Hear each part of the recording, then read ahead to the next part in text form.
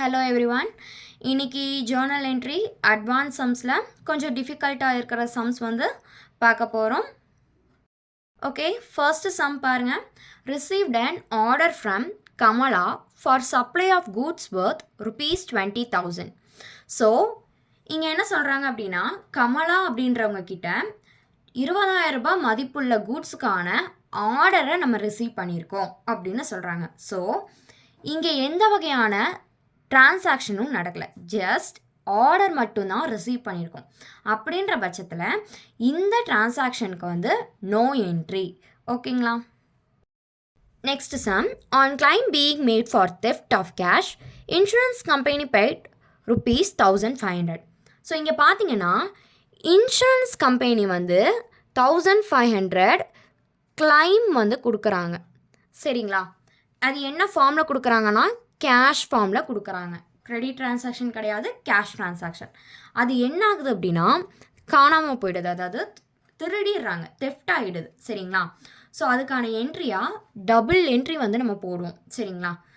First பார்த்தீங்கன்னா insurance company தான் pay பண்ணுறாங்க. அப்போது insurance company account debtor to loss by theft, இது வந்து கிரெடிட்டில் போடுறோம். ஏன் அப்படின்னா லாஸ் பை தெஃப்ட்டு எக்ஸ்பென்சஸ் எல்லாமே டெபிட் பேலன்ஸ். இங்கே ஏன் கிரெடிட்டில் போடுறோம் அப்படின்னா இதனால, ஓகேங்களா, இதன் காரணமாக அப்படின்னு சொல்கிறாங்க. அப்போது இன்சூரன்ஸ் கம்பெனி பே பண்ணது தெஃப்ட் ஆகிடுச்சு.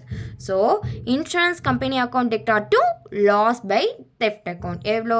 ₹1,500. செகண்ட், இதுக்கே இன்னொரு என்ட்ரி பாருங்கள். Cash account debtor to insurance company account. இங்கே என்னென்னா ரிசிப்ட் ஆஃப் கேஷ் தான் ஸ்டோலன் ஆகிருக்கு, அதாவது திருடு போயிருக்கு. ஸோ கேஷ் ஃபார்மில் இருக்கா, அதனால கேஷ் தான் உள்ளே வந்திருக்கு. வாட் கம்ஸ் இன் கேஷ் ஃபார்மில் வந்திருக்கு. அப்போ cash account debtor to insurance company account. So இங்கே என்ன, இங்கேயும் அதே அமௌண்ட் 1,500. ஸோ இங்கே இன்னொன்று பார்த்தீங்கன்னா மேலே இருக்க டெபிட் பேலன்ஸு கீழே வந்திருக்கு. ஸோ இந்த என்ட்ரி ரெண்டும் கேன்சல் ஆயிரும். ஸோ அப்போ மிச்சம் பேலன்ஸ் இருக்கிறதுல என்ன இருக்கும்? Cash account debtor to loss by theft அக்கௌண்ட்னு பேலன்ஸ் இருக்கும். ஸோ இது வந்து எப்படி இருக்கும் அப்படின்னு பார்த்தீங்கன்னா, ஸோ இந்த இன்சூரன்ஸ் கம்பெனி டெபிட்டில் இருக்கிறது கிரெடிட் பேலன்ஸ் வந்துருச்சு. ஸோ டெபிட்டில் இருக்கிறது கிரெடிட்டில் வந்திருக்குன்னா ரெண்டும் கேன்சல் ஆகிடும். ஸோ அப்படி பார்க்கும்போது cash account debtor to loss by theft எவ்வளோ? ₹1,500. இது சிங்கிள் என்ட்ரியாக ஃபார்ம் ஆகிடும். ஓகேங்களா? நம்ம லெஜரில் போஸ்ட் பண்ணுறப்போ இந்த 2 என்ட்ரியாகவும் போடலாம், இல்லை சிங்கிள் என்ட்ரியாக இதையும் போடலாம். ஏன்னா லெஜரில் போஸ்ட் பண்ணும்போது இது டெபிட் பேலன்ஸு கிரெடிட் பேலன்ஸ் 2 இடத்துலையும் வரும்போது ஆட்டோமேட்டிக்காக அது கேன்சல் ஆகிடும். ஸோ பேலன்ஸ் இருக்கிறது இதுதான் இருக்கும். சரிங்களா? ஸோ இப்படியும் நம்ம போடலாம். நெக்ஸ்ட்டு பாருங்கள். Next sum. Goods uninsured worth ₹2,000 were destroyed by fire. இங்கே முக்கியமான வேர்டு இதுதான், அன்இன்ஷூர்ட். அதாவது என்ன சொல்கிறாங்கன்னா 2,000 ரூபாய் மதிப்புள்ள கூட்ஸை வந்து அன்இன்ஷூர் பண்ணாமல் வச்சுருக்காங்க, அதாவது இன்சூரன்ஸ் போடாமல் வச்சுருக்காங்க. அது என்ன ஆகிடுதுன்னா ஃபயரு, தீப்பத்தி எல்லாம் வந்து டெஸ்ட்ராய்ட் ஆயிடுதுன்னு சொல்கிறாங்க. அப்போ இதுக்கு இன்சூரன்ஸ் கம்பெனிக்கிட்டேருந்து நம்மளுக்கு எந்த கிளைமும் வராது. ஏன்? நம்ம இன்சூரன்ஸ் பண்ணவே இல்லை. ஸோ கூட்ஸ் டெஸ்ட்ராய்ட் பை ஃபயருங்கிறது என்ன? லாஸ். சரிங்களா? அப்போ அந்த லாஸ் என்ன பண்ணலாம்? டெபிட் பேலன்ஸில் போடலாம். So goods Detroit account debtor to trading account. இங்கே ஏன் ட்ரேடிங் அக்கௌண்ட்? நம்ம வர்த்தகத்தில் இருக்கும்போது, வர்த்தகத்துக்கு கூட்ஸை வந்து எடுத்து வச்சுருக்கோம், அப்போங்கும்போது டெஸ்ட்ராய்ட் ஆகிருக்கு. ஸோ அதனால் டு ட்ரேடிங் அக்கௌண்ட். எவ்வளோ? 2,000. நெக்ஸ்ட் பாருங்கள். Bank collected interest on our investment ₹900. அதாவது பேங்க் வந்து இன்ட்ரெஸ்ட் கலெக்ட் பண்ணுறாங்க. ஏன்? எதுக்கு இன்ட்ரெஸ்ட் கலெக்ட் பண்ணுறாங்க? நம்மளுக்கு பேங்க்கு இன்வெஸ்ட்மெண்ட்டுக்காக அமௌண்ட் கொடுத்துருப்பாங்க இல்லையா, அந்த அமௌண்ட்டுக்காக அவங்க இன்ட்ரெஸ்ட் கலெக்ட் பண்ணுறாங்க. ஸோ டெபிட் தி ரிசீவர். ரிசீவர் யாரிங்க? பேங்க்கு ரிசீவர். என்னவா கலெக்ட் பண்ணுறாங்க? இன்ட்ரெஸ்ட்டாக கலெக்ட் பண்ணுறாங்க.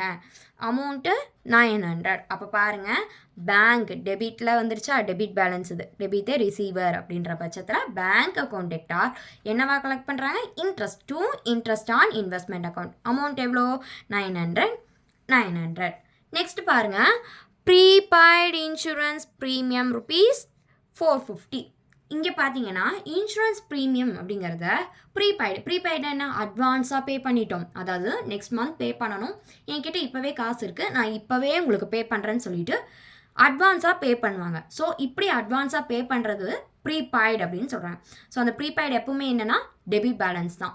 அதே மாதிரி பார்த்தீங்கன்னா ஏன்னா இது வந்து ஒரு வகையான அசட்டில் சேரும், கரண்ட் அசட்டில் வரும், அதனால ப்ரீபெய்டு வந்து டெபிட் பேலன்ஸ். அதே மாதிரி அவுட்ஸ்டாண்டிங் எக்ஸ்பென்சஸ் அப்படின்னு ஒன்று இருக்கும், அவுட்ஸ்டாண்டிங் சேலரி, அவுட்ஸ்டாண்டிங் வேஜஸ், அந்த மாதிரி அவுட்ஸ்டாண்டிங் அப்படின்னாலே நிலுவையில் இருக்குது, நிலுவையில் இருக்கிறது வரும் வராமையும் போகலாம், அப்படிங்கிற பட்சத்தில் அது எக்ஸ்பென்சஸ் அண்ட் லாஸஸ்ன்னு ட்ரீட் பண்ணப்படுவாங்க. ஸோ அதையும் வந்து என்ன டெபிட் பேலன்ஸ்னு நம்ம போட்டுக்கலாம். சரிங்களா? ஸோ இங்கே பாருங்கள், இப்போ ப்ரீபெய்டு இன்சூரன்ஸ் ப்ரீமியம் rupees 450க்கு இது என்ட்ரி பாருங்கள், prepaid insurance account debtor to insurance account. Insurance அக்கௌண்ட்டுக்கு நம்ம ப்ரீபெய்டு அதாவது அட்வான்ஸாக பே பண்ணுறோம், எவ்வளோ 450. நெக்ஸ்ட் பாருங்கள், சார்ஜ் டெப்ரிசியேஷன் அப்படிங்கிறது தேய்மானம் on furniture at 8% for 6 months. அப்போது ஃபர்னிச்சரோட உண்மையான ரேட் பாருங்கள் 16,000, அதாவது 16,000 ரூபாய் மதிப்புள்ள ஃபர்னிச்சருக்கு 8% வந்து தேய்மானம்னு 6 மாதத்துக்கு கால்குலேட் பண்ணணும்னு சொல்லியிருக்காங்க. எப்போவுமே நம்மளுடைய அசட் இருக்கு இல்லையா, ஃபிக்ஸ்டு அசட் சரி, கரண்ட் அசட்டும் சரி. இப்போ ஃபிக்ஸ்டு அசட்டில் பார்த்தீங்கன்னா அந்த லேண்டு எப்பவுமே அப்ரிசியேஷன் தான் ஆகும். பில்டிங்ஸு, அதர் ஃபர்னிச்சர்ஸு, அதே மாதிரி இந்த மிஷினரிஸ் இதெல்லாம் வந்து தேய்மானம் ஆகும். சரிங்களா? ஸோ அந்த தேய்மானத்தை என்னன்னு சொல்கிறாங்கன்னா ஒரு வகையான எக்ஸ்பென்சஸ்ன்னு சொல்கிறாங்க. சரிங்களா? ஸோ அந்த எக்ஸ்பென்சஸ் எப்பவுமே என்ன டெபிட் பேலன்ஸ். அப்போ இங்கே டெப்ரிசியேஷன் எப்பவுமே டெபிட் பேலன்ஸ். இங்கே கீழே ஃபர்னிச்சர் அக்கௌண்ட், ஃபர்னிச்சர் எப்பவுமே டெபிட் பேலன்ஸில் தான் போடுவோம். ஏன் இங்கே வந்து கிரெடிட் பேலன்ஸில் போடுறோம், எதுலேருந்து தேய்மானம் ஆகுது, ஃபர்னிச்சர்லேருந்து தேய்மானம் ஆகுது. ஸோ டு ஃபர்னிச்சர் கிரெடிட்டில் போடுறோம். அப்போது depreciation debit balance, depreciation account debtor to furniture account. So இங்கே 640 வந்தது இல்லையா, இந்த 640 எப்படி வந்துச்சுன்னு பார்த்தீங்கன்னா 16,000 இருக்கு இல்லையா, அதுதான் உண்மையான ரேட், ஃபர்னிச்சரோட உண்மையான ரேட். சரிங்களா? அதுக்கு எவ்வளோ பர்சன்டேஜ் கால்குலேட் பண்ண சொல்லியிருக்காங்க, 8%. அப்போ 8/100 எவ்வளோ மந்த்துக்கு, 6 month. இந்த மந்த் ரொம்ப முக்கியம், 6 month கால்குலேட் பண்ண சொல்லியிருக்காங்க. அப்போ 6/12. ஸோ இப்படி கால்குலேட் பண்ணும்போது நம்மளுக்கு மொத்தம் 640 rupees வந்து டெப்ரிசியேஷன் கிடைக்கும். ஸோ அதுதான் இந்த 640. ஓகே, ஸோ இப்போ வரைக்கும் நம்ம ஜேர்னல் என்ட்ரிஸ் பேசிக்ஸ்லேருந்து பார்த்துட்டு வந்திருக்கோம். நெக்ஸ்ட் வீடியோஸ்லேருந்து நம்ம லெஜர் பேலன்ஸ் வந்து பார்க்கலாம். ஸோ லெஜர் எப்படி போஸ்ட் பண்ணுறது, ஜேர்னல்லேருந்து எப்படி லெஜர்ஸ் கொண்டு வரணும், ஸோ இந்த மாதிரியான சம்ஸை நெக்ஸ்ட் வீடியோவில் பார்க்கலாம். ஸோ நம்மளோட சேனலை தொடர்ந்து வாட்ச் பண்ணுங்கள், சப்ஸ்கிரைப் பண்ணுங்கள். தேங்க்ஸ் ஃபார் வாட்சிங்.